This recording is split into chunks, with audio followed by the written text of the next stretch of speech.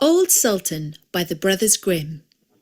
Hello, this is Natasha, and Bertie's asked me to tell you a story about some rather clever animals. A dog, a wolf, a three-legged cat, and a wild pig with tusks called a boar. The story is by the Brothers Grimm, and it's called Old Sultan. A farmer once had a faithful dog called Sultan, who had grown old and had lost all his teeth so that he could no longer bite. One day, the farmer was standing with his wife before the house door and said, "Tomorrow I intend to shoot old Sultan. He is no longer of any use." His wife, who felt pity for the faithful beast, answered, "He has served us so long and been so faithful that we might well keep him." "Eh, what?"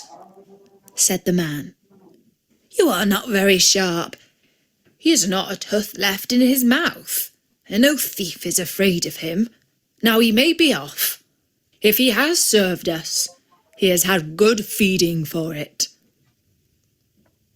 The poor dog, who was lying stretched out in the sun not far off, had heard everything, and was sorry that the morrow was to be his last day. He had a good friend, the wolf, and he crept out in the evening into the forest to him, and complained of the fate that awaited him. "Listen well," said the wolf, "and don't be sad. I will help you out of your trouble.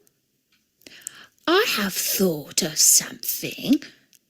Tomorrow, early in the morning, your master is going with his wife to make hay, and they will take their little child with them, for no one will be left behind in the house. As usual, during work time, they will lay the child under the hedge in the shade. You lie there too, just as if you wish to guard it. Then I will come out of the wood and carry off the child. You must rush swiftly after me. I will let it fall, and you will take it back to its parents, who will think that you saved it, and they will be far too grateful to do you any harm.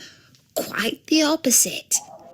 You will be dear to their hearts, and they will never let you lack for anything again."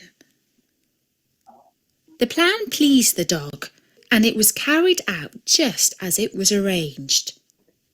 The father screamed when he saw the wolf running across the field with his child, but when old Sultan brought it back, then he was full of joy, and stroked him and said, "Not a hair of yours shall be hurt.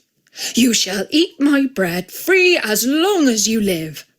And to his wife he said, "Go home at once, and make old Sultan some soggy bread that he will not have to bite, and bring the pillow out of my bed. I will give it to him to lie upon." And from that time on, old Sultan was as well off as he could wish to be. Soon afterwards, the wolf visited him, and was pleased that everything had succeeded so well. "But listen well," said he. "You turn a blind eye when I carry off one of your master's fat sheep." "Do not reckon upon that," answered the dog. "I will remain true to my master." The wolf, who thought that this could not be spoken in earnest, came creeping about in the night, and was going to take away the sheep. But faithful old Sultan barked, and the farmer chased after the wolf with a big stick. The wolf had to pack off, and he cried out to the dog, "Wait a bit, you scoundrel! You shall pay for this." The next morning, the wolf sent the wild boar to challenge the dog to come out into the forest so that they might settle the affair. Old Sultan could not find anyone to stand by him but a cat with only 3 legs, and as they went out together, the poor cat limped along and at the same time stretched out her tail into the air with pain. The wolf and his friend were already on the spot appointed, but when they saw their enemy coming, they thought that he was bringing a sabre with him, for they mistook the outstretched tail of the cat for one. And when the poor beast hopped on its 3 legs, they could only think every time that it was picking up a stone to throw at them. They were both so afraid. The wild boar crept into the underwood, and the wolf jumped into a tree. The dog and the cat, when they came up, wondered that there was no one to be seen. The wild boar, however, had not been able to hide himself altogether, and one of his ears was still to be seen. Whilst the cat was looking carefully about, the boar moved his ear. The cat, who thought it was a mouse moving there, jumped upon it and bit it hard. The boar made a fearful noise and ran away, crying out, "The guilty one is up in the tree!" The dog and the cat looked up and saw the wolf cowering in the trees. He was ashamed of having proved himself to be so afraid. And when he came down, he made friends with the dog. And don't forget, there are loads more stories at storynori.com.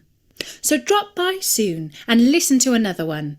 For now, from me, Natasha, bye-bye.